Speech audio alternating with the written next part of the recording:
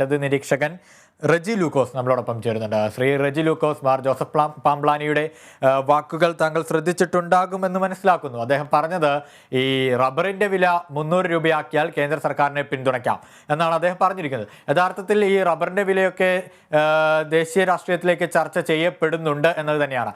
അതോടൊപ്പം തന്നെ ഈ BJP ഇപ്പോൾ കേരളത്തിൽ ഒരു സീറ്റ് നേടുവാനായിട്ട് ശ്രമിക്കുന്നു. ആ ശ്രമത്തിന് ഇദ്ദേഹത്തിന് ഈ പിതാവിന്റെ വാക്കുകൾ ഒരു പ്രചോദനം തന്നെയല്ലേ? അല്ല, കേരളത്തിലെ ജനങ്ങൾ BJPയുടെ പിതാവിന്റെ വാക്കുകൾ കേട്ട് പ്രചോദനപരമായ രീതിയിൽ എന്തായാലും ചെയ്ത് ഞാൻ പ്രതീക്ഷിക്കുന്നില്ല. പക്ഷെ പിതാവ് പറഞ്ഞതിന് ചില വസ്തുതകളുണ്ട്. അതായത് കോൺഗ്രസ് സർക്കാരാണ് വാസ്തവത്തില് ആസിയാൻ കരാറിന്റെ താൽക്കാലികമായ കരാറിൽ ഒപ്പിട്ടത്.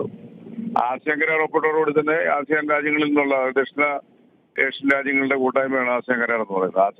ആസിയാൻ രാജ്യങ്ങളിൽ നിന്നുള്ള ഉൽപ്പന്നങ്ങളായ ഈ കുരുമുളക്, ഏലം, റബ്ബർ മുതലായ ഹിൽ പ്രൊഡക്ട്സിന് ആർക്കും എവിടെയും ഇറക്കുമതി ചെയ്യാം എന്നുള്ളൊരു വ്യവസ്ഥയാണല്ലോ ഈ ആസിയാൻ കരാർ എന്ന് പറയുന്നത്. പക്ഷെ വാജ്പേയി സർക്കാർ വന്നപ്പോഴാണ് അതിന് പൂർണ്ണ രൂപത്തിലുള്ള കരാർ ഒപ്പിട്ടത്. അതോടുകൂടി തന്നെ കേരളത്തിലേക്ക് ഇറക്കുമതി ചുങ്കം തീർത്തും തന്നെ ഏതാണ്ട് 5% വെട്ടിക്കുറച്ച് മലേഷ്യയിൽ നിന്നും തായ്ലൻഡ് പോലുള്ള രാജ്യങ്ങളിൽ നിന്നും ഇവിടുത്തെ റബ്ബർ ഫാക്ടറിക്കാർ ഇറക്കുമതി ചെയ്യാൻ തുടങ്ങി. അതോടുകൂടി ഈ കർഷകനെ സംബന്ധിച്ചോളം അവന്റെ വളത്തിന് കൂലി പോലും കിട്ടാത്തൊരവസ്ഥയിലേക്ക് കഴിഞ്ഞ 15-16 വർഷമായിട്ട് ഈ റബ്ബർ തകർത്ത് കളഞ്ഞു. അപ്പൊ അതിന്റെ പൂർണ്ണ ഉത്തരവാദി കേന്ദ്രം ഭരിക്കുന്ന BJP-യാണ്. 11.25 ലക്ഷത്തോളം റബ്ബർ കർഷകർ കേരളത്തിൽ മാത്രമുണ്ട്. ഇന്ത്യയിലെ ടോട്ടല് 13 ലക്ഷമാണ്. അപ്പൊ കേരളത്തിലെ ഒരു വലിയ വിഭാഗം ജനങ്ങളുടെ ജീവിതോപാധിയായ റബ്ബറിന്റെ വില പതിറ്റാണ്ടുകളായിട്ട് തന്നെ ഏതാനും ടയർ ഫാക്ടറി ഉടമകളുടെ കാരുണ്യത്തിലും അവരുടെ തീരുമാനത്തിന്റെ അടിസ്ഥാനമായിട്ടാണ് വന്നുകൊണ്ടിരുന്നത്. അതിനുള്ള അവസരം ഉണ്ടാക്കി കൊടുത്തത് ഈ പറയുന്ന കേന്ദ്ര സർക്കാരുകളാണ്. UPA സർക്കാരിനും അതിനകത്ത് പങ്കുണ്ട്. ഒന്നാം UPA സർക്കാർ വന്നപ്പോൾ ഈ റബ്ബറിന്റെ ആസിയാൻ കരാർ റദ്ദാക്കണമെന്ന് ആവശ്യപ്പെട്ടുകൊണ്ട് പാർലമെന്റിൽ ഇടതുപക്ഷ MP-മാര് അന്ന് വലിയ ബഹളം ഉണ്ടാക്കിയത്. പക്ഷെ അതിനൊന്നും ഒരു പുല്ല് വില പോലും കേൾപ്പിച്ചില്ല. ദാറ്റ് മീൻസ് കേരളത്തിലെ ജനങ്ങളുടെ വികാരങ്ങൾക്കോ ചിന്തകൾക്കോ അല്ലെങ്കിൽ റബ്ബർ കർഷകർക്കോ ഒരു പ്രാധാന്യം നൽകാതെ ഉത്തരേന്ത്യയിലെ എന്നാൽ കർഷകർക്കുള്ള അവരുടെ വിളകൾക്ക് നൽകി കേരളത്തിലെ കർഷകർക്ക് ഈ രീതിയിലുള്ള യാതൊരു പരിഗണനയും നൽകാതെ അതുകൊണ്ട് ഈ രീതിയിൽ കുറച്ചത് ചെയ്തത് പോലും ക്രൂരത ചെയ്തതും കേരളത്തിന്റെ സമ്പദ്ഘടനയെ പോലും ബാധിച്ചതിന്റെ പൂർണ്ണ ഈ BJP കേന്ദ്രം ഭരിക്കുന്ന സർക്കാരിനുണ്ട്. രണ്ടാമത്തെ വസ്തുത എന്ന് പറയുന്നത് റബ്ബർ ബോർഡ് ഒരു കാലത്ത് റബ്ബർ കർഷകരുടെ ആശ്രയ കേന്ദ്രമായിരുന്നു. ഇന്ന് റബ്ബർ ബോർഡ് ഒരു അസ്ഥിബന്ധനമായിട്ട് മാറിയിരിക്കുന്നു, ഒരു നോക്കുകുത്തിയാക്കിയിരിക്കുന്നു, അതിനെ ഏതാണ്ട് ഇല്ലാതാക്കിയിരിക്കുന്നു.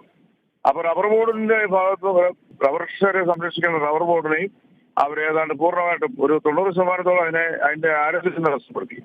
അങ്ങനെയുള്ള കേന്ദ്ര സർക്കാരിന്റെ അടുത്ത് പാമ്പ്ലാനി ബിഷപ്പ് 300 രൂപ ആക്കിയാൽ തന്നാൽ ഞങ്ങൾ വോട്ട് ചെയ്യാമെന്ന് പറഞ്ഞത് അത് പ്രായോഗികമായിട്ട് പറഞ്ഞതല്ല. അവരിങ്ങനെ ക്രിസ്ത്യാനികളെ റബ്ബർ കർഷകരുടെ സമീപത്ത് വന്നുകൊണ്ട് ഇത്തരം വ്യാജ വാഗ്ദാനങ്ങൾ നൽകുന്നതിൽ നിന്നുള്ള പ്രതിഷേധം കൊണ്ടാണ് അതേ അങ്ങനെ പറഞ്ഞതെന്നാണ് നമുക്ക് മനസ്സിലാക്കാൻ പറ്റത്തില്ല. കാരണം വലിയൊരു വിഭാഗം ജനം ഇപ്പൊ തലശ്ശേരി രൂപതയുടെ കീഴിലുള്ള കുടിയേറ്റ കർഷകരിലെ ഏതാണ്ട് 100% ആൾക്കാരും 1-2% ഒഴിച്ചുള്ളത് മുഴുവൻ ഈ റബ്ബർ കർഷകരാണ്.